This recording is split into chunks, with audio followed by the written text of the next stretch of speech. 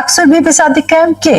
এই যে ছাত্র জনতাকে জড়ো হতে বলা, একটা পরিস্থিতিকে ঘোলাটে করা, তার মানে তারা একটা কিন্তু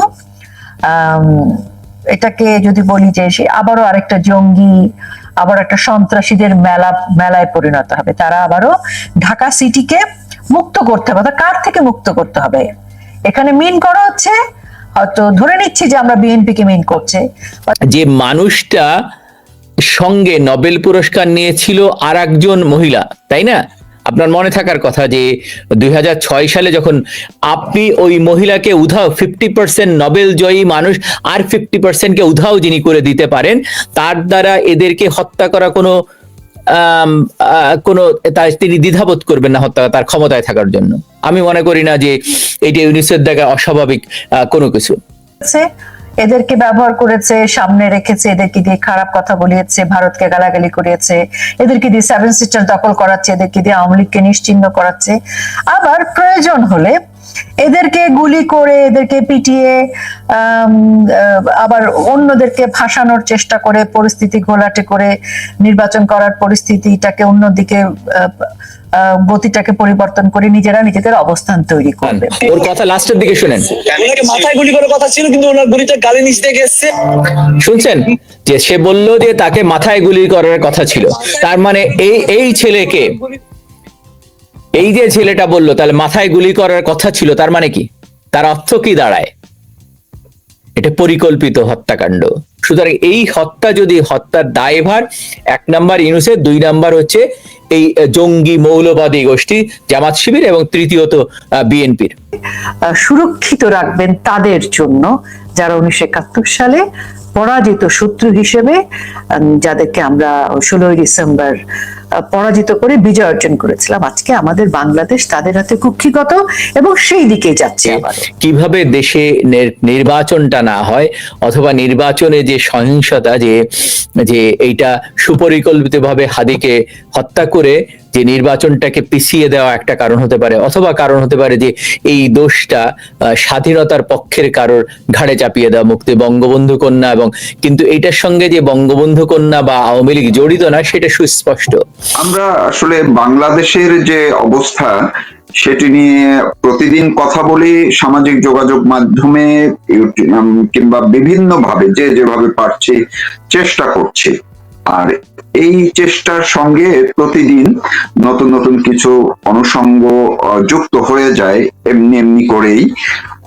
তেমনি একটি অনুষঙ্গ আমরা আজকে, অর্থাৎ যেই দিনটি পার করে আসলাম, দেখলাম যে দেশে খুবই দুঃখজনক একটি ঘটনা ঘটেছে। দুঃখজনক এই কারণে বললাম যে গত 15-16 মাসে বাংলাদেশে প্রতিদিন যেসব ঘটনা ঘটেছে, সেই ঘটনাগুলো ঘটানোর পেছনে যেই মানুষগুলো, অর্থাৎ জুলাই আগস্টে যে হত্যাকাণ্ড বলি, যে সহিংসতা 24-এ হয়েছে, কিংবা আওয়ামী লীগ সরকারকে উৎখাতে যারা মাঠে ঘাটে দায়িত্ব পালন করেছে, তাদেরই একজন গতকালকে এমন একটি ঘটনার শিকার হয়েছেন যে তিনি এখন জীবন মৃত্যুর সন্ধিক্ষণে হাসপাতালে আছেন। তার অবস্থা আশঙ্কাজনক, মুমূর্ষু অবস্থায় আছেন, চিকিৎসা চলছে। আমরা চাই কোনো মানুষই আসলে কোনো মানুষের মৃত্যু আমরা দেখতে চাই না, কিন্তু আমরা দেখেছি গত 18 মাসে 16 মাসে কত শত মানুষের মৃত্যু ঘটেছে। কেন এই যে হাদির উপরে কারা গুলি করলো, কেন গুলি করলো, কেন তার এই পরিণতি হলো, এটি নিয়ে নানান গুঞ্জন চলছে, গুজব চলছে। পাশাপাশি সবচেয়ে বড় প্রশ্নটি তৈরি হয়েছে, নির্বাচনী শিডিউল ঘোষণা করা হয়েছে একদিন আগে, এখন কিন্তু পুরো দেশের আইন শৃঙ্খলা পরিস্থিতি নির্বাচন কমিশনের আওতায়, অর্থাৎ যা হবে সবকিছুই এই নির্বাচনী খাতায় চলে যাচ্ছে। তার মানে আমরা কি এটি বলতে পারি হাদিকে দিয়ে নির্বাচনী মহড়া কি শুরু হয়ে গেল কি না? আমি অনেক লম্বা বা দীর্ঘ একটু ভূমিকা এই কারণে দিলাম, যাতে যারা আমাকে শুনছেন বা দেখছেন সবাই একটু বুঝতে পারেন, শুধু হাদির আজকের ঘটনাটুকুই না, পেছনের ঘটনার সঙ্গেও যাতে একটু কানেক্টেড হতে পারেন।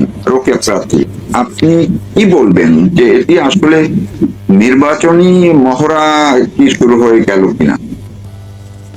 অনেক ধন্যবাদ আপনাকে আমাকে যুক্ত করবার জন্য, এবং যারা দর্শক আমাকে শুনছেন তাদেরকে ধন্যবাদ। আপনি কিন্তু একদম যথার্থই বলেছেন। যে ঘটনাটি ঘটেছে, হাদির যে ঘটনা, সেটি আমার মনে হয় যে জামাত ইসলামের একটা নকশা, আরেকটি মেটিকুলাস চক্রান্ত। এক ঢিলে আসলে অনেকগুলো পাখি শিকার করা।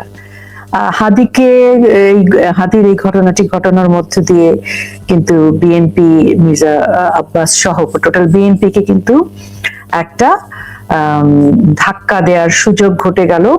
মানে বিএনপি কে চাপে রাখা হলো, পাশাপাশি বাংলাদেশ আওয়ামী লীগের উপরে দোষ চাপানোর একটা চেষ্টা সেটি আছে, এবং টোটাল একটা কিন্তু যে মহড়ার কথা আপনি বললেন এবং আমরা শুনছিলাম, সেরকম কিন্তু দিকে যাচ্ছে। এবং এর মধ্য দিয়ে আপনি দেখবেন জামাত ইসলামী এবং তাকে পৃষ্ঠপোষকতা করছে তথাকথিত অবৈধ অসাংবিধানিক সরকার ডক্টর মোহাম্মদ ইউনূস। এর মধ্য দিয়ে কিন্তু তারা নির্বাচনের প্রক্রিয়ার ভেতর দিয়ে চলে যাবে এবং জামাত ইসলামী ক্ষমতায় যাওয়ার পথটাকে পরিষ্কার করছে। তো সেই জায়গায় থেকে আজকে এটা কিন্তু বাংলাদেশের মানুষের জন্য, বাংলাদেশের জন্য অশনি সংকেত। কারণ এই যদি শুরু হয়ে যায়, এবং আমরা শুনেছি যে হাদির এই ঘটনার মধ্যে দিয়ে মির্জা আব্বাসের উপরে কিন্তু এক ধরনের ওনাকে লাঞ্ছিত করার ঘটনা প্রায় ঘটে গেছে, এরকম একটি বলা হচ্ছে বাংলাদেশ আওয়ামী লীগ করেছে, এবং এরকম বাংলাদেশ আওয়ামী লীগের লোকজনকে ধরে ধরে পেটানো হবে, ধরে ধরে গুলি করা হবে, ধরে ধরে নানান কথা আমরা দেখছি, এবং বিএনপির দিকে যে বন্দুকের নলটা তাক করা হচ্ছে এখন, এই সবকিছু মিলিয়ে বাংলাদেশের প্রেক্ষাপটে, বাংলাদেশের রাজনীতিতে ইউনূসের পৃষ্ঠপোষকতায় জামাত ইসলামী একটা একক জার্নির সুযোগ পেয়ে গেল, এবং এর মধ্যে দিয়ে তারা ক্ষমতার চূড়ান্ত জায়গায় যাবে, এবং সেখানে যে সর্বোচ্চ ভাবে ডক্টর মোহাম্মদ ইউনূস, যিনি আমাদের অবৈধ অসাংবিধানিক সরকারের তথাকথিত প্রধান উপদেষ্টা, তিনি যা যা চেয়েছেন সেই কাজগুলো জামাত ইসলাম তাকে সেই সুযোগ সুবিধাগুলো দেবে। অর্থাৎ তিনি মহামান্য রাষ্ট্রপতির জায়গাটি দখল করতে চান এবং বাংলাদেশের কিছু বিশেষ ক্ষমতা তার হাতে রাখতে চান, নিয়ন্ত্রণ করবার জন্য। সেটা সেনাবাহিনী সহ বাংলাদেশের যে নৌবাহিনী এবং বিমান বাহিনী, বাংলাদেশের মূল যে শক্তির জায়গাগুলো, সেগুলো তিনি তার নিয়ন্ত্রণে রাখবেন। সেগুলো দিয়ে তিনি নিয়ন্ত্রক হিসাবে বাংলাদেশ থেকে, বাংলাদেশ আওয়ামী লীগ সহ অন্যান্য যে মুক্তিযুদ্ধের রাজনৈতিক দলগুলো আছে তাদেরকে তিনি যেমন খুব সত্য কথা বলেছিলেন যে মুক্তিযুদ্ধের ইতিহাস মুছে দেবেন, বাংলাদেশ আওয়ামী লীগকে নিশ্চিহ্ন করবেন, সেই কথাটা তিনি রাখবেন, এবং বাংলাদেশকে পাকিস্তানে পরিণত করবার বা পাকিস্তান হানাদার বাহিনীর দোসরদেরকে বাংলাদেশে সুপ্রতিষ্ঠিত করবার জন্য সকল কিছুকে সুরক্ষিত রাখবেন তাদের জন্য, যারা 1971 সালে পরাজিত শত্রু হিসেবে, যাদেরকে আমরা 16 ডিসেম্বর পরাজিত করে বিজয় অর্জন করেছিলাম। আজকে আমাদের বাংলাদেশ তাদের হাতে কুক্ষিগত, এবং সেই দিকে যাচ্ছে আবারও। এই যে নির্বাচন 26শে ফেব্রুয়ারিতে হবে, এটি সহিংসতার যে একটি নমুনা হিসেবে দেখা গেল কিনা? আপনাকে অসংখ্য ধন্যবাদ, আপনার দর্শক শ্রোতাদেরকে অনেক ধন্যবাদ। আসলে এই ব্যাপারটি যদি আপনি দেখেন, কিছুদিন আগে এই নির্বাচন নিয়ে চিটাগাংয়ে একজন বিএনপি নেতাকে হত্যা করা হয়, এবং হত্যার সঙ্গে ইনভলভ ছিল শিবির, জামাত ইসলামী। এবং এর বাইরে যদি দেখেন যে গত বৎসর গত 24শে আগস্টের আগে জুলাই অভ্যর্থন তারা বলে, যেটা বলে যে তারা নর্মালি কোথায় আঘাত করেছে, মাথায়। আবু সাইদকেও পেছন থেকে, ওর বাবার ভাষ্য অনুযায়ী তাকে পেছন থেকে গুলি করা হয়েছিল। তো এই যে আপনার একটা ভিডিও দেখেছেন কিনা, যে ছেলেটা প্রতিবাদ করছে, সে বলছে ওকে মাথায় গুলি করার ইচ্ছা ছিল। তার মানে সে কিভাবে জানলো মাথায় গুলি করার ইচ্ছা ছিল, মাথায় গুলি করার?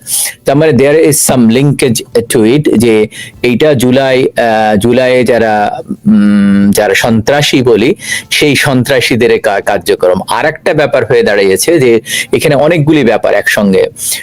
আপনি দেখবেন এই 8 আসনে বিএনপির হেভিওয়েট প্রার্থী হচ্ছে মুক্তিযোদ্ধা মির্জা আব্বাস, এবং উনি ঢাকার মেয়র ছিলেন, দীর্ঘদিন এমপিও ছিলেন, ওনার নিজস্ব একটা জনপ্রিয়তা আছে, এটা স্বীকার করতেই হবে আপনাকে।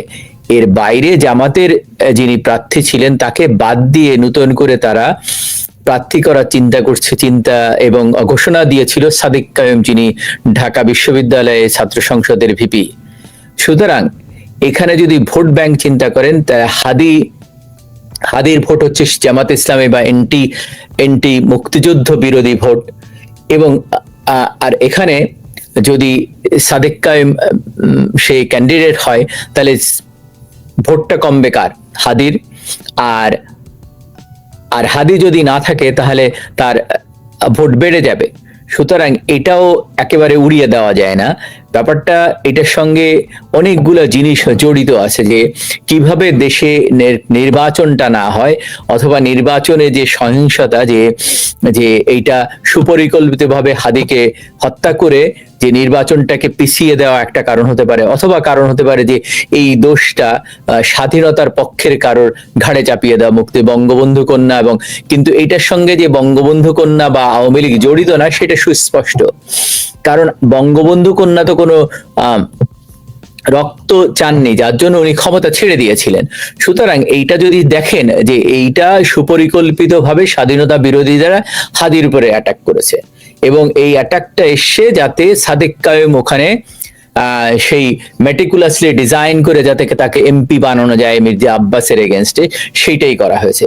এবং দোষটা বিএনপির ঘাড়ে চাপানো হবে, প্রথমে তো আওয়ামী লীগের ঘাড়ে, আর তারপর দ্বিতীয়ত বিএনপির ঘাড়ে। আপনার আর একটা মজার বিষয় হচ্ছে যে আপনি যদি দেখেন যে তাকে প্রথমে যে হসপিটালে নেওয়া হয় সেখান থেকে নিয়ে যাওয়া হয়েছে কোথায়? এভার কেয়ারে, এবং যেখানে এসএসএফ দিয়ে ঘেরাও করা, তার মানে বাইরের কোনো কেউ জানতে পারবে না কি ভেতরে ঘটছে বা কি ঘটানো হচ্ছে। যদি সে মারা নাও যায়, তাকে মেরেও ফেলতে পারে, সেটাও হতে পারে। এবং সেইটা একমাত্র সম্ভব যেহেতু এই পুরা জিনিসটা যদি দেখেন যে গত জুলাইয়ের সঙ্গে তুলনা করেন, যে তারা যে থানার যে অস্ত্রগুলি লুট হলো সেই অস্ত্রগুলি উদ্ধার করেনি, এখন পর্যন্ত করেনি। এরপরে যে সন্ত্রাসীদেরকে জেল থেকে অগাস্টের 5 তারিখের পরে ছেড়ে দেওয়া হলো, তারা কোথায় গেল? সুতরাং এই সন্ত্রাসীরাই যারা আবরার হত্যাকাণ্ডের সঙ্গে জড়িত ছিল, সেই সন্ত্রাসীরা কোথায় গেল? অথবা হলি আর্টিজের হত্যাকাণ্ডের সঙ্গে যারা যুক্ত ছিল তারা কোথায় গেল? এই সমস্ত সন্ত্রাসীরাই এখন এই ইউনূস বাহিনীতে যোগ দিয়েছে, এবং তাদেরই এই মেটিকুলাসলি ডিজাইনের একটা অংশ হিসাবে এই হাদি তার জীবন এখন মরণাপন্ন। আমি কেউ মারা যাক বা কাউকে মেরে ফেলা হোক, এই রাজনীতি আমি কোনো সময় পছন্দ করি না, আওয়ামী লীগও পছন্দ করে না। আপনি যদি দেখেন যে কেন আমি বললাম, অনেকে বলবে যে হ্যাঁ আওয়ামী লীগ এরকম কাজ করেনি। আওয়ামী লীগের সময়, বিএনপির সময়, বিএনপি জামাত জোটের সময় 2001 থেকে 2005 পর্যন্ত আহসানুল্লাহ মাস্টার, খুলনায় মঞ্জুরুল ইমাম, ময়মনসিংহে Momtazuddin, Shah S M Kibria, Ivy Rahman, even সর্বোপরি বঙ্গবন্ধু কন্যা কে হত্যা করার চেষ্টা করা হয়েছে, গ্রেনেড নিক্ষেপ করা হয়েছে, ওনাকে বারবার হত্যা করা। সুতরাং এই হত্যার দায়ভার 1 নাম্বার ইউনূসের, 2 নাম্বার হচ্ছে এই জঙ্গি মৌলবাদী গোষ্ঠী জামাত শিবির, এবং তৃতীয়ত বিএনপির। কিন্তু এইখানে আমার মনে হচ্ছে যে মির্জা আব্বাসকে মাইনাস করার জন্যই এটা হতেও পারে, সেটাও হতে পারে।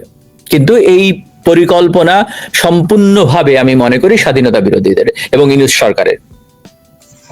তো যেভাবে আমরা ভিডিওতে দেখলাম, আপনার কাছে কি মনে হয় যে এরা একেবারে নবীন বা নবিশ কিলার, সেটি কি মনে হচ্ছে, নাকি প্রশিক্ষিত কিলার গ্রুপের মাধ্যমে এটি ঘটলো কিনা? আসলে ব্যাপারটি যেটা হয়েছে, আপনি যদি দেখেন যে একটা চলন্ত যে চলন্ত গাড়ি থেকে, আপনাকে একটা ভিডিও দেখাই তার আগে। মাথায় গুলি করার কথা ছিল, কিন্তু ওনার গুলিতে গাড়ি নিচে গেছে। দাঁড়ান, ওর কথা লাস্টের দিকে শুনেন। ওনাকে মাথায় গুলি করার কথা ছিল, কিন্তু ওনার গুলিতে গাড়ি নিচে গেছে। শুনছেন যে সে বলল যে তাকে মাথায় গুলি করার কথা ছিল, তার মানে এই ছেলেকে, এই যে ছেলেটা বললো তাহলে মাথায় গুলি করার কথা ছিল, তার মানে কি? তার অর্থ কি দাঁড়ায়? এটা পরিকল্পিত হত্যাকাণ্ড। যদি উনি মারা যেয়ে থাকে, আমি কারোর মৃত্যু কামনা করি না, সে বেঁচে উঠুক, কিন্তু এইটা একটা চলন্ত গাড়িতে যদি আক্রমণ করতে হয়, এইটা তার তার মানে আপনার অতটুক ট্রেনিং আছে তার, নাহলে চলন্ত অবস্থায় দুইটা, একদিকে রিক্সা চলছে একদিকে মোটরসাইকেলটা চড়ছে, সেখানে কিভাবে এইটা গুলিটা করতে পারে, এবং প্রিসাইজ ভাবে নেক হেডের এই মাঝখানটায়। এটা ডেফিনেটলি এ ট্রেন আপ, এবং এটা যদি আপনি সূত্র খুঁজেন তাহলে দেখবেন যে জামাত ইসলামের নায়েবে আমির আব্দুল্লাহ মোহাম্মদ তাহের, যে একসময় রক কাটার উস্তাদ ছিল, ছাত্র শিবিরের সভাপতি ছিল, উনি বলছেন তার 50 লক্ষ সোলজার রেডি আছে, তো এই সোলজারের এত অস্ত্র আছে, তো এই অস্ত্রগুলি কোথায়, সরকার কি উদ্ধার করতে পেরেছে? অথবা তাদের আরেক নেতা মাসুদ বলেছে যে শেরেবাংলা হলে রাজশাহী ইউনিভার্সিটি যে অস্ত্র আছে সেই অস্ত্র দিয়ে তারা কয়েক মাস যুদ্ধ করতে পারে পুলিশের সঙ্গে রাজশাহীতে। তো পুলিশকে মেরে ফেলা হলো, তাদের হত্যার বিচার করা হলো না এই দেশে। 3000-এর উপরে পুলিশ, আওয়ামী লীগের প্রায় 5 থেকে 7,000 কর্মীকে অলরেডি মেরে ফেলা হয়েছে। আপনি দেখবেন বিভিন্ন সময় পত্রিকা খুললেই দেখা যায় এখানে লাশ, ওখানে লাশ, নদীতে লাশ, আপনার পুকুরের ভিতরে লাশ, অথবা খালের ভিতরে লাশ, বিলের ভিতরে লাশ। এই লাশের জবাব দিতে হবে না? কিন্তু এই হাদির ঘটনাকে নির্বাচনে কিভাবে প্রভাব পড়তে পারে বা এই ঘটনা থেকে? ওই যে নির্বাচনে তারা এখন দেখেন, আজকেও যদি দেখেন যে মিছিলগুলি করেছে কারা, এই যে একজন সজীব ভুঁইয়া, আসিফ মাহমুদ সজীব ভুঁইয়া, সে পদত্যাগ করছে, পদত্যাগ করার পরে সে মিছিলের নেতৃত্ব দিচ্ছে এবং বলতেছে এটা সরকার, সে তো গতদিনও সরকারে ছিল, সে তো গতদিন, দায়ভার তাদের। তার মানে নির্বাচন যাতে না হয়, নির্বাচন হলে তো ইউনূস সাহেবকে সরে যেতে হবে। আপনি ইউনূস সাহেব যদি ক্ষমতায় থাকতে চান তাহলে নির্বাচন পেছাতে হবে। এই পেছনের কাজই করছেন যে কোনোভাবে নির্বাচন বানচাল করা। আমরা প্রথম থেকে বলে আসছি উনি নির্বাচন দিতে চান না, যার জন্য মেহেদী হাসানের সঙ্গে সাক্ষাৎকারেও বলেছিলেন যে জনগণ তো থেকে 5 বছর, 10 বছর, 50 বছরও যায়। আবার তারই আর এক উপদেষ্টার হাজবেন্ড আপনার তিনি বলেছেন যে নির্বাচন হলে 2029-29 হতে হবে, আর উনি তো ফেব্রুয়ারির নির্বাচন, এখন এটা নির্বাচন ডেফিনেটলি প্রভাব ফেলবে, যে ওখানে হয়তো এখন জামাত ইসলামী সাদেক কায়েমকেই নমিনেশন দিবে, তাকে জিতায় আনার চেষ্টা করবে এবং দায়ভার অন্যদের ঘাড়ে চাপানোর চেষ্টা করবে। যদি নির্বাচন হয়, আমি মনে করি না নির্বাচন হবে, কারণ এই নির্বাচনে যে সহিংসতা শুরু হয়েছে এইটা চলতে থাকবে। যে কিছুদিন আগে নুরুল হকের উপরে যেভাবে হামলা হলো এবং নুরুল হক বেঁচে গেলেন, তিনিও কিন্তু এরকমই একেবারেই কি বলা যায়, তিনি বাঁচবেন না এমন একটি অবস্থায় চলে গিয়েছিলেন। সেইটি একটি ঘটনা। এরপরে মাত্র কয়েকদিন আগে আরেকজন, এই ক্যারেক্টার গুলো অর্থাৎ হাদি, নুরু এবং ওই যে ব্যারিস্টার নামটা ঠিক ফুয়াদ, বরিশালে বাবুগঞ্জে তার নির্বাচনী এলাকায় তিনিও কিন্তু ক্যান্ডিডেট, নুরু ক্যান্ডিডেট, সবাই কিন্তু ক্যান্ডিডেট। তো হাদিকে যেভাবে ধাওয়া দেওয়া হলো, তিনি অবশ্য রক্ষা পেয়েছেন, কারণ বাবুগঞ্জ এমন একটি জায়গা, সেই জায়গাটিতে খুব, মানে আপনি ব্যারিস্টার ফুয়াদের কথা বলছেন? ব্যারিস্টার ফুয়াদের কথা, তথাকথিত ব্যারিস্টার, তিনি রক্ষা পেয়েছেন। আমি এই ঘটনা কি আপনার কাছে মনে হয় যে সামনে এই হাদিতেই থেমে যাবে, নাকি সামনে এই যে আজকে যারা কান্নাকাটি করলো, হাসনাত, নাহিদ, তারা কি এই বিষয়গুলো থেকে কিছু মানে একটু সতর্কতা পাচ্ছেন কিনা, আর কিছু মানে তাদের দিকে কিছু আবার আসবে কিনা, আসার আশঙ্কা আছে? না, আমার কাছে যেটা মনে হয়, জামাত সবসময় এমন করে খেলাটা খেলতে চায়, বা ইউনূস সাহেব যে মেটিকুলাস চক্রান্তের মাস্টার মাইন্ড বা জনক, তারা আসলে এক ঢিলে পাখি মারতে চান, 2টো পাখি 3টে পাখি। দেখেন, হাদি সবসময় ইন্ডিয়া বিরোধী কথা বলেছে, ভারত বিদ্বেষ, হাদি আওয়ামী বিদ্বেষ, হাদি প্রতিদ্বন্দ্বিতা করছে মির্জা আব্বাসের সাথে। সবকিছু মিলিয়ে কাকে দিয়ে কাকে চাপে রাখতে হবে, অর্থাৎ এরকম যদি একটি ঘটনা ঘটে যে বিএনপির সাথে এনসিপির সাথে বিএনপির, ইনকিলাব মঞ্চের সাথে বিএনপির, এই যে এরকম বিভিন্ন নানানমুখী চাপ যখন চলতে থাকবে, এখন হাদি যে দলের প্রধান, সেই দলে হাদি ছাড়া আর কে আছে বলেন? আর নূর যে দলের প্রধান, সেই দলে নূর ছাড়া কে আছে? বা এই যে তথাকথিত ব্যারিস্টার ফুয়াদ, তার দলে আবার সে ছাড়া কে আছে? আপনি দেখেন এরা সব একক মানে 50-60 জনের একটা দল, যাদেরকে এতদিন পৃষ্ঠপোষকতা ইউনূসী করেছে, জামাতি করেছে। এখন এদেরকে ব্যবহার করেছে, সামনে রেখেছে, এদেরকে দিয়ে খারাপ কথা বলিয়েছে, ভারতকে গালাগালি করিয়েছে, এদেরকে দিয়ে 7 সিস্টার দখল করাচ্ছে, এদেরকে দিয়ে আওয়ামী লীগকে নিশ্চিহ্ন করাচ্ছে। আবার প্রয়োজন হলে এদেরকে গুলি করে, এদেরকে পিটিয়ে, আবার অন্যদেরকে ফাঁসানোর চেষ্টা করে, পরিস্থিতি ঘোলাটে করে নির্বাচন করার পরিস্থিতিটাকে অন্যদিকে গতিটাকে পরিবর্তন করে নিজেরা নিজেদের অবস্থান তৈরি করবে। দেখেন, যখন নূরের উপরে হামলা হলো, কাউকে কেন গ্রেফতার করা হলো না? যখন ফুয়াদের উপরে এটা হলো, বিএনপির 2 জন ব্যক্তির উপরে কিন্তু গুলি করা হলো, হত্যা হলো নির্বাচন প্রচারকালে, সেই বিচারগুলো কেন হয়নি? এত দিন ধরে আমরা ধরেই নিচ্ছি যে আওয়ামী লীগকে তারা মারবে কাটবে, আওয়ামী লীগের হত্যাকারীদের বিচার হবে না, কিন্তু এই নূর বা হাদি বা ব্যারিস্টার ফুয়াদ, তারপরে বিএনপির যে 2 জন, তারা তো একসাথেই ছিল। বিএনপি তো পুরো 5ই আগস্টের আগের ষড়যন্ত্র থেকে শুরু করে একসাথে ছিল, এবং জামাত ইসলামকে তো বিএনপি আজকে এই জায়গায় নিয়ে এসেছে। তাহলে আজকে কেন বিএনপি সাইড হয়ে যাচ্ছে? আজকে কেন মানে নূরের, মানে তার মানে কি যে কাউকে ব্যবহার করতে হবে? ইউনূস সাহেব বাংলাদেশকে ব্যবহার করে তার নিজের আখের গোছাচ্ছে, বাংলাদেশের জনগণকে ব্যবহার করে আখের গোছাচ্ছে। জামাত এতদিন বিএনপির ঘাড়ে ভর করে এই জায়গায় এসেছে, তারা হাদিদেরকে কি ব্যবহার করেনি? তো এরকম যাদের ব্যবহার করেছে, তারা যদি রাজনীতির ভেতরের নীল নকশা বুঝতে চেষ্টা করে, তাহলে তাদের অনেককেই সাবধান হতে হবে। আজকে আওয়ামী লীগের এখানে ভীত সন্ত্রস্ত হওয়ার কিছু নেই। আমাদের একটাই ভয় যে এখন আমাদের উপরে এই দায়টা চাপানোর একটা ব্যর্থ চেষ্টা করবে, আমাদের নেতা কর্মীদের উপরে সাঁড়াশি অভিযান চালাবে, কিন্তু তাতে কোনো লাভ হবে না। দেশের মানুষ এখন বোঝে যে জামাত আর ইউনূস মিলে যে খেলাটা খেলছে, আজকে এই সমস্ত ঘটনায়, হাদির ঘটনায় মির্জা আব্বাসকে যেভাবে মুখোমুখি দাঁড় করানো, এবং আমরা শুনছি অনেকে বলছে যে সেখান থেকে আসছে হামলাটা, বা ইউনূসের মব বাহিনী করেছে। তো তারা তো আসলে টোটাল গ্রুপটা মিলেই তো একটা মব বাহিনী, আমরা তো 2 দিন আগেও দেখেছি। তাহলে এখন কাকে মাইনাস করা দরকার, কাকে মাইনাস করে কাকে আসলে প্লাস করবে, তো সেই হিসাব নিকাশ করলে পুরো প্রক্রিয়াটার মধ্যে তো জামাত ইসলাম একমাত্র লাভবান হচ্ছে, এবং জামাতকে লাভবান করার মধ্যে দিয়ে ইউনূস সাহেব আরো লাভবান হচ্ছেন, শক্তিশালী হচ্ছেন। তো সেখানে এরকম 10টা হাদি তারা যেভাবে স্টুডেন্টদেরকে তারা হত্যা করেছে 5ই আগস্টে, স্টুডেন্টদেরকে কে মেরেছে? তো তাদের মেটিকুলাস চক্রান্তে, এবং এত পুলিশকে হত্যা করা, এত কিছু হত্যা করা, তারা যদি করতে পারে আন্দোলন সফল করার জন্য, তারা তো এটা বলেছে, তাহলে একজন হাদি একজন নূর মার খাওয়া তাদের জন্য তো কোনো বিষয় না। এবং বিএনপি কে মাইনাস করার প্রক্রিয়া তো আমরা দেখছি অনেক আগে থেকেই। তো এই সব কিছুর মধ্যে আসলে পুরো ফায়দাটা জামাত ইসলামের এবং ইউনূস সাহেবের।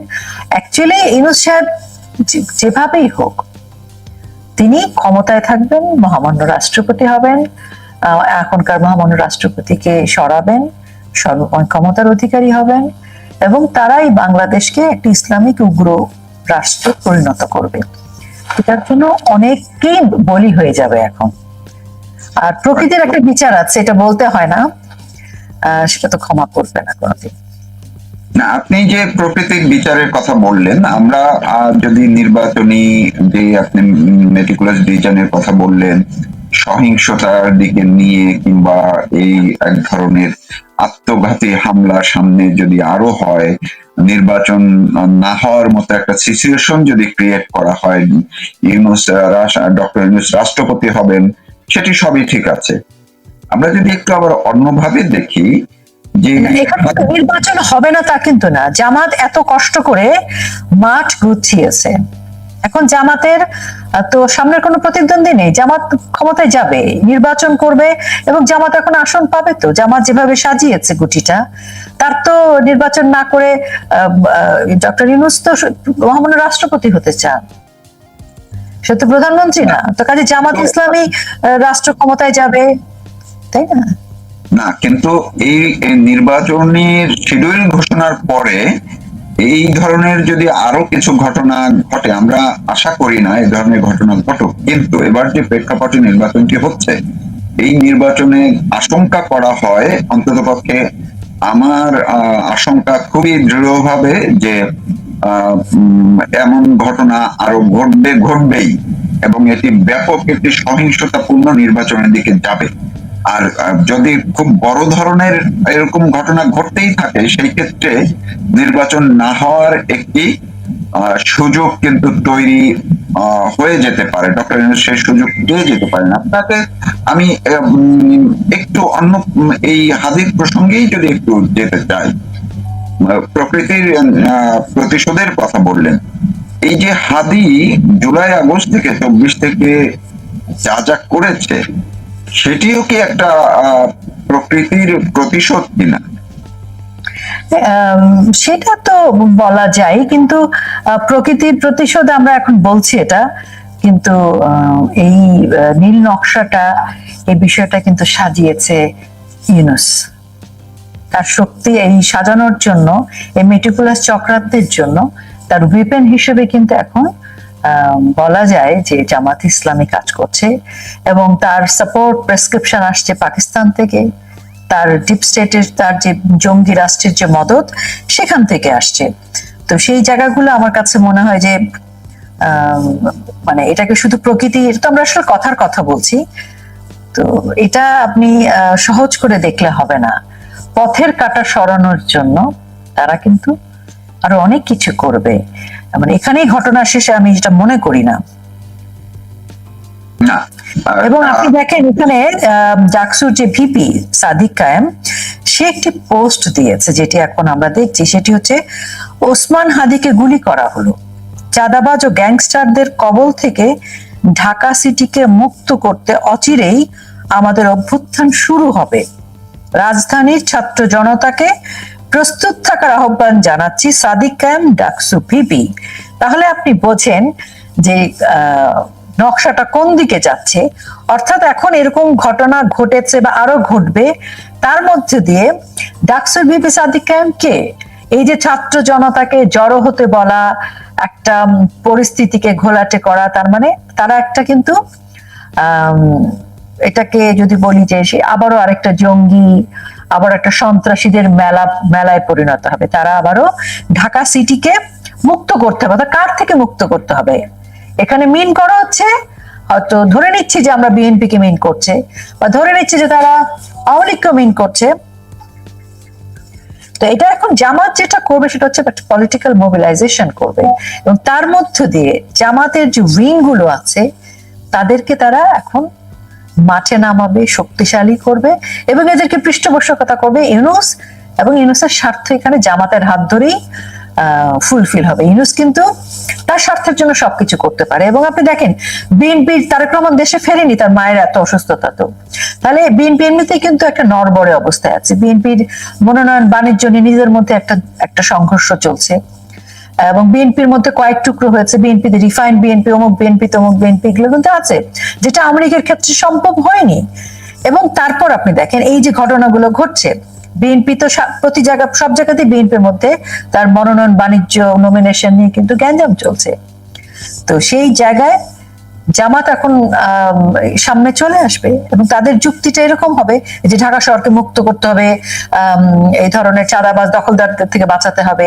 তার মানে তারা এখন আরেকটা জনকল্যাণমূলক ডাক দেয়ার নাটক করছে, যে নাটকটা তারা 5ই আগস্টের আগে বলেছিল বৈষম্যহীন সমাজ, গণতন্ত্রের জন্য কোটা, মেধা, ব্লা ব্লা ব্লা, এরকম বলেছিল। তো এখন তাদের সুরটা কোথায়?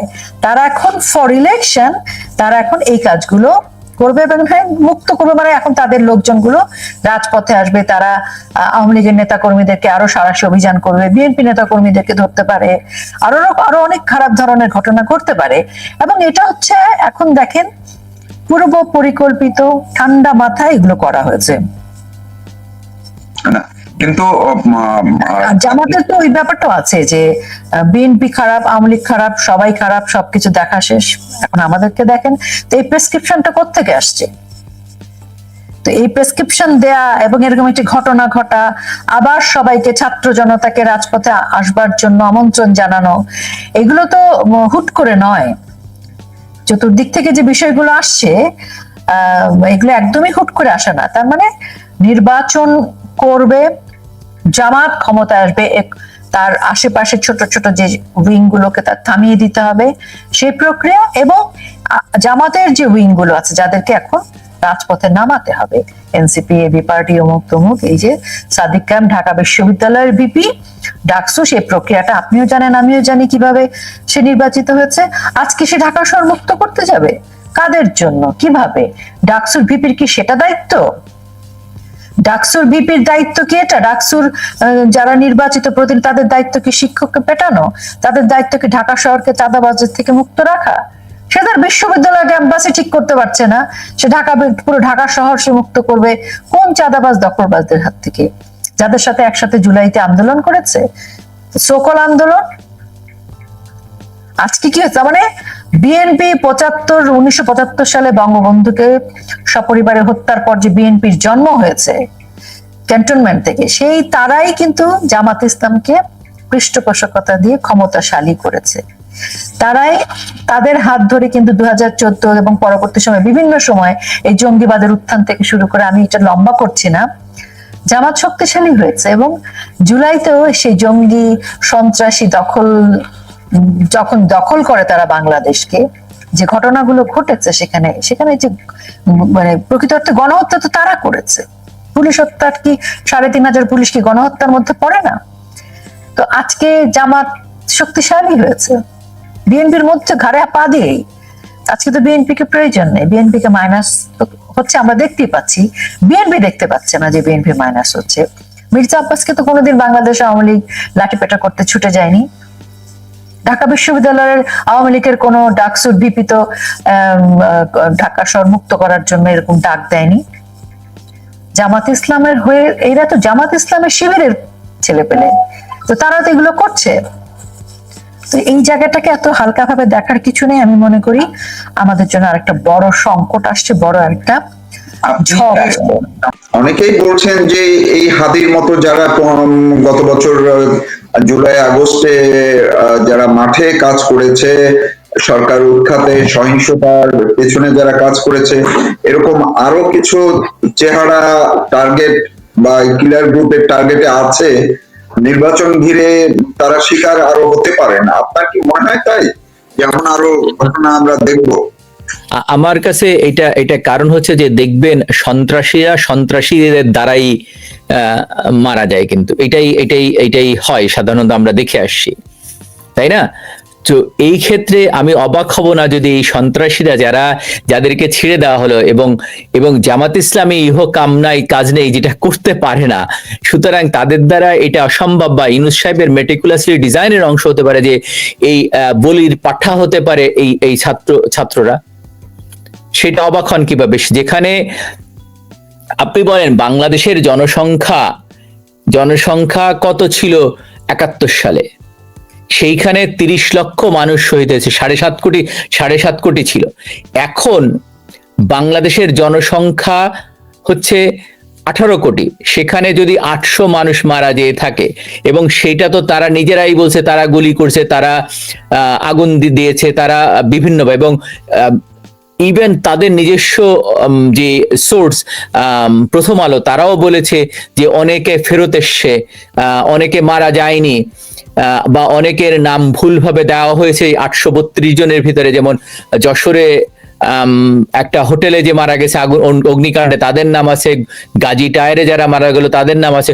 সুতরাং এদের দ্বারা এটা অসম্ভব বলে আমি কোনো কিছু মনে করি না। এরা হয়তো এদের কিলিং মিশনে নেমে গেছে, এখন এদেরকে মেরে ফেলবে। কারণ এরা থাকলে হয়তো এরা যদি ইলেকশন হয়, যদি এরা জিতে যায়। আবার আপনি যদি দেখেন যে এনসিপির নেতারা কিন্তু বলছে যে বেগম জিয়া এই অবস্থায় নির্বাচন তারা চায় না, নির্বাচন ঠিক হবে না, নির্বাচন হওয়া উচিত হবে না। সুতরাং এইটা দুইটা খেলা চলছে। একটা হচ্ছে নির্বাচন, বিএনপি নির্বাচন চাচ্ছে, জামাত আপনার এনসিপি নির্বাচন চায় না, জামাত ইসলামী তারা বলছে মেটিকুলাসলি ডিজাইন নির্বাচন হতে হবে। কিন্তু একটা জিনিস আপনাকে মনে রাখতে হবে যে এই সরকার, এখন যিনি সরকার, তো যদি নির্বাচন দেন তাহলে ইনক্লুসিভ ইউরোপিয়ান ইউনিয়ন থেকে শুরু করে প্রতিটা মানুষ বলেছে নির্বাচন ইনক্লুসিভ নির্বাচন হতে হবে। আপনি যদি দেখেন যে আমি আজকে শুনছিলাম আপনার অ্যাডভোকেট মহসিন রশিদ, যিনি মুসলিম লীগের সভাপতি, তো উনি বলছিলেন যে আমাদের সংবিধান অনুযায়ী কোন রাষ্ট্রপ্রধান রাষ্ট্রপ্রধান যখন বিদেশ সফর করে তখন তাকে রাষ্ট্রপতির সঙ্গে এসে ব্রিফ করতে হয়, এটা আর্টিকেল কত ধারা অনুযায়ী যেন। এবং এর বাইরে হচ্ছে যে ওনার যদি কোনো এই যে বিভিন্নভাবে উনি যে আইন জারি করছেন এইগুলো রাষ্ট্রপতির সঙ্গে কনসালটেশন এবং রাষ্ট্রপতির স্বাক্ষর লাগে। উনি তো গত 8 মাসে রাষ্ট্রপতির সঙ্গে দেখা করেননি, তার মানে এটার বৈধতা কোথায়? এটার বৈধতা তো নেই। সুতরাং যে মানুষটা সঙ্গে নোবেল পুরস্কার নিয়েছিল আর একজন মহিলা, তাই না? আপনার মনে থাকার কথা যে 2006 সালে যখন আপনি ওই মহিলাকে উধাও 50% নোবেল জয়ী মানুষ আর 50% কে উধাও যিনি করে দিতে পারেন, তার দ্বারা এদেরকে হত্যা করা তিনি দ্বিধাবোধ করবেন না হত্যা, তার ক্ষমতায় থাকার জন্য। আমি মনে করি না যে এটা ইউনিসেফ দেখা অস্বাভাবিক কোনো কিছু।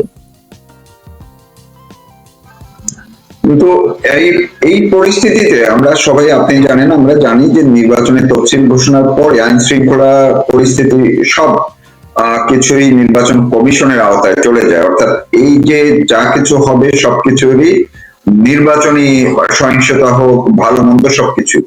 তো এই জায়গাটিতে আইন শৃঙ্খলা রক্ষাকারী বাহিনী, সেনাবাহিনী, পুলিশ, বিডিআর, আইন শৃঙ্খলা রক্ষাকারী বাহিনীর প্রস্তুতি আপনার কাছে কি মনে হয় যে নির্বাচন যদি শেষ পর্যন্ত হয় সেটি কি তারা সামাল দিতে সক্ষম হবে? আসলে না, কারণ হচ্ছে যে আপনি যারা একটা দেশের আইন শৃঙ্খলা প্রথম দিকে যারা কন্ট্রোল করে সেটা হচ্ছে পুলিশ বাহিনী।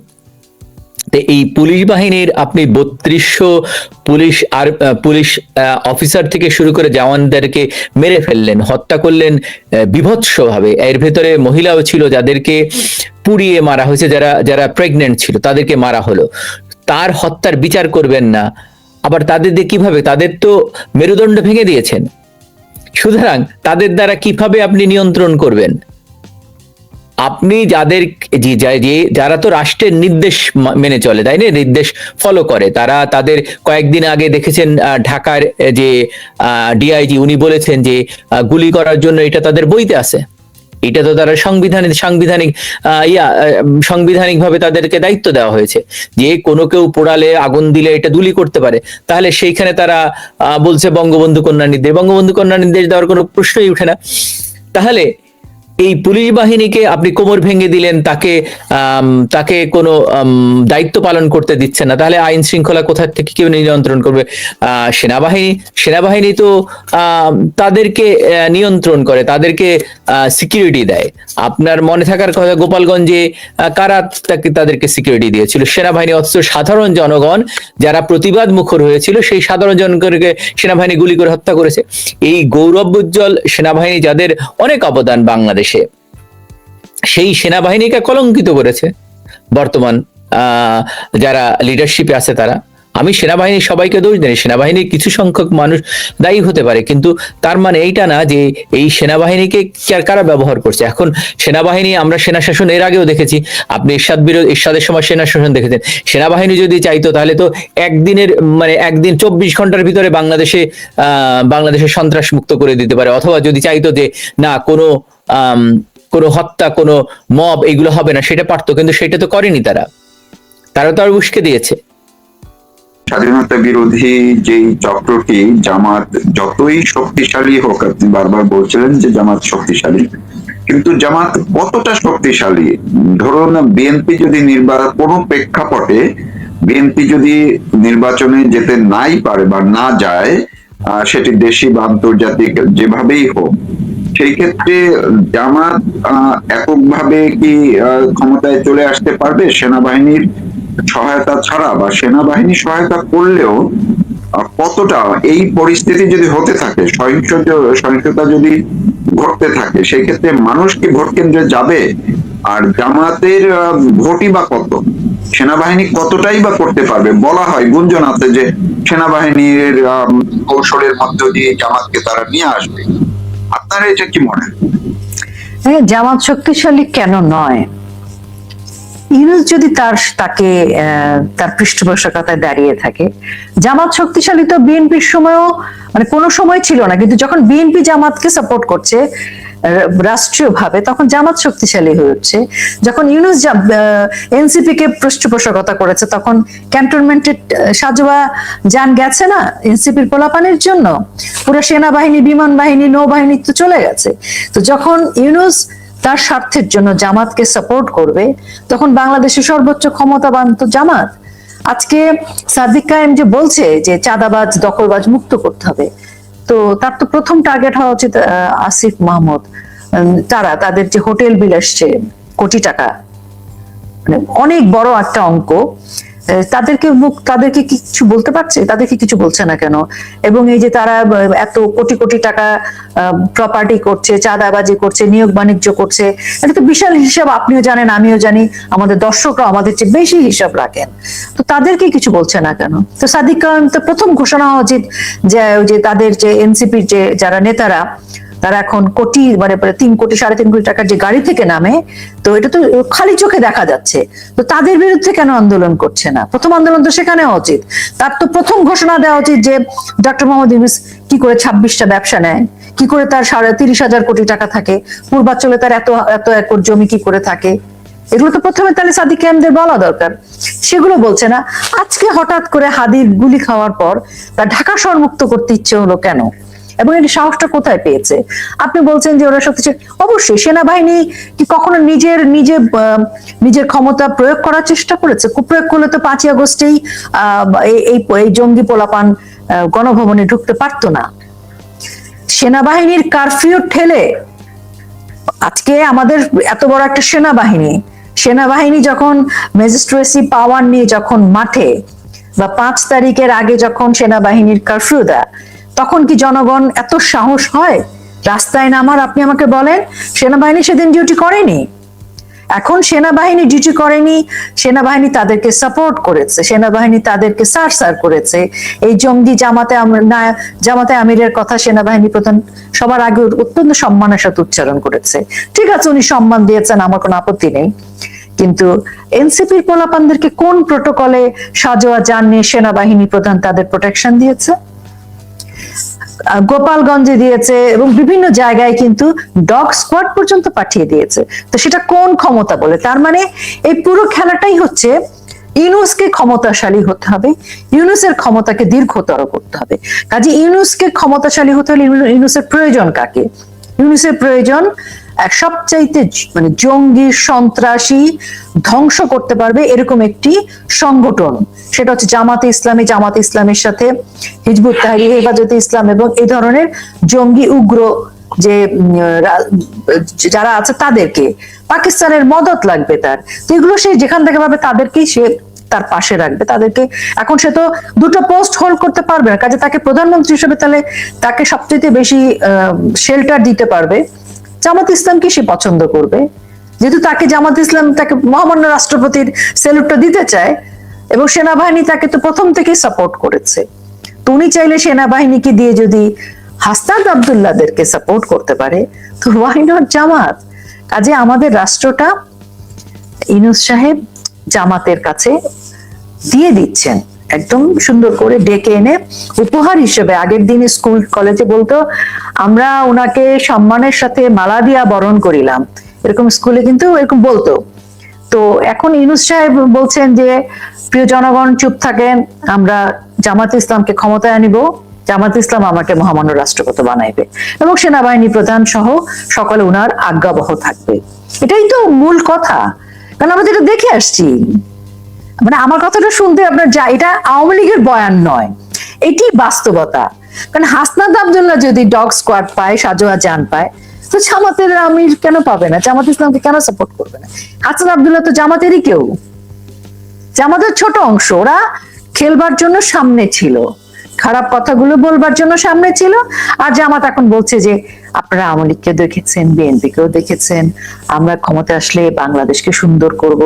খুব সুন্দর করে সুরে আলহামদুলিল্লাহ, মাশাআল্লাহ, বিসমিল্লাহ বলে সুন্দর সুন্দর কথা বলার জন্য ওনারা ওখানে থেকেছেন। আর হাসনাত আব্দুল্লাহদেরকে সামনে রেখেছেন, হাদিদেরকে সামনে রেখেছেন গালাগালি করার জন্য, ভারতের 7 সিস্টার দখল করার জন্য। কিন্তু এই প্রেসক্রিপশন তো জামাতের, এই প্রেসক্রিপশন তো পাকিস্তানের। এখন এটা কোনো, এখন ধরেন সবাই তো সব গালি দিবে না। হাদি যে গালাগালি করেছে আপনি বলেন, এটা তো জামাতের। আমি হয়তো গালাগালি করলে তো জামাতকে ভোটের কথা বলতে পারবে না, সো ওদেরকে দিয়ে করে তৌহিদি জনতার নামে আবার কিছু লোকজনকে পাঠিয়েছে, ওরা অন্য ঠিক আছে কিনা, মাথায় কাপড় আছে কিনা ওরা ওটা দেখছে। জামাতের আমি তো এটা বলবে না, কিন্তু উনি তো ওদেরকে পাঠিয়েছে। আর এরা এগুলো যাতে বলে, ইউনিস সে ব্যবস্থাটা করেছে, ফুলের মালা দিয়ে বরণ করেছে এদেরকে।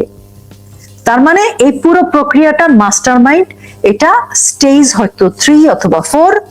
মাস্টার মাইন্ড ইউনূস সাহেব, উনি লাস্ট ওনার প্রেসিডেন্ট হওয়ার খেলাটা খেলছেন। এখন বিএনপির হাতে কি আছে আমি জানি না, বিএনপি কবে তার বোধোদয় হবে সেটাও আমি জানি না। কিন্তু আমি মনে করি আমরা এটা বুঝতে পারছি, জনগণ যদি বুঝতে পারে তাহলে ওই যে সাদিক কায়েম যে ডাক দিয়েছে ছাত্র জনতা, আমি আশা করব যে, আমি খুশি হব আসুক সাদিক কায়েমের ডাকে জামাতের লোকজন রাস্তায় আসুক। কারণ এখন তো শুধু ওরা, এখন এখন কিন্তু রাস্তায় কারা থাকবে? শুধু ওরা। তো আমরা তো জানি ওরা কত পার্সেন্ট, আসল হিসাবটা এখন আমরা দেখবো। আমরা চাই আসুক, আসুক। আপনি ধরেন 50 লাখ যে মানে বেকার আমাদের শ্রমিক, তো